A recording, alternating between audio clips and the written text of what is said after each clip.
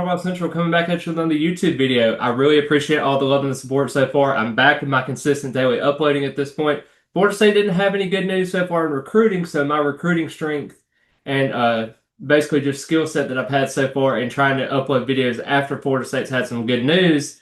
Unfortunately, that's come to an end at this point, but it could be coming back soon with Jaden O'Neal, four-star quarterback, could be announcing his commitment pretty soon. We'll kind of see when that comes to about, but we'll kind of see how that process goes. But I wanted to kind of discuss about the official visit recruiting weekend that we've had this upcoming weekend. It's the last recruiting official visitor weekend for the month of June, so I'm kind of excited to see what Florida State does there. It used to mean a whole lot more than what it's meaning right now. Florida State doesn't have a ton of prospects that are looking to possibly commit this upcoming weekend, but there are a couple of guys that I want to highlight in this. But let's go ahead and start off with the prospect that I think Florida State has to solidify in this class if they ever want to get back to being an elite level. This would be a very, very good start for what Florida State brings to the table.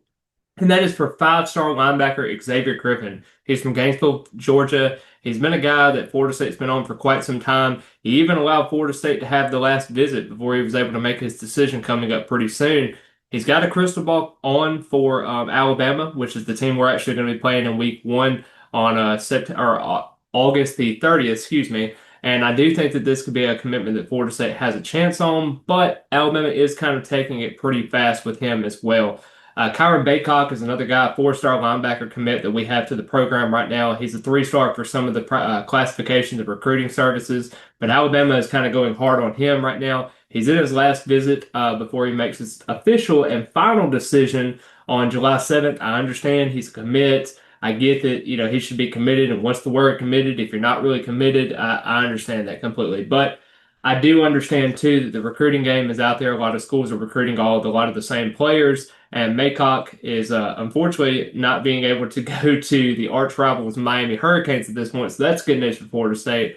But having to lose him to an Alabama or to a Florida would be kind of devastating as well. So Florida State's got to get a great sense of what they have in that relationship with him as they go forward there. So kind of excited to see what's going to happen there.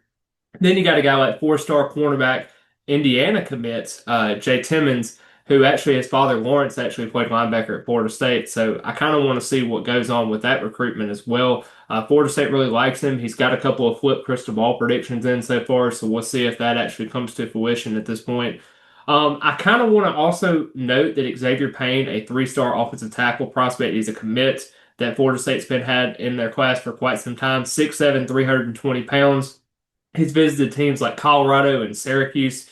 And I think Fran Brown's done a tremendous job over there at Syracuse. Had a productive season last year. He really likes what Fran Brown has to offer. But I kind of want to see if Florida State's able to kind of solidify that recruitment because other than him and Michael Ionata as well as another guy that Florida State has in the recruiting class for their offensive line class, I kind of want to see what Herb Henn does in terms of what he's going to bring to the class going forward because originally at the very beginning, I thought with his Power 4 experience that he's had at like Texas, Auburn, Penn State, Vandy, UCF, I thought he was going to have a lot more proof to the pudding of what he has rather than what Alex Atkins brought to the table because he just coasted Charlotte before Florida State.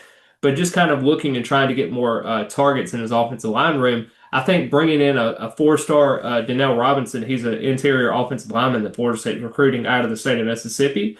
With the state of Mississippi kids, I'm kind of nervous about Mississippi State and Ole Miss and teams like that. But Robinson's not really been able to kind of visit those programs, and he's only had an official visit to Baylor. We'll kind of see if Florida State's got the inside track there. But I'm kind of really concerned to kind of figure out what the offensive line recruiting is going to so far. But I hope that Florida State's able to kind of get some guys in there.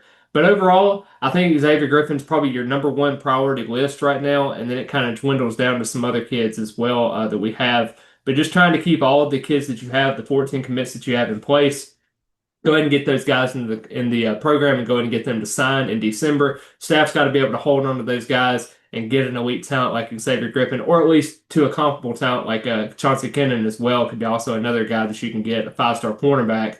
But just overall, I think Florida State's doing a really good job this recruiting cycle.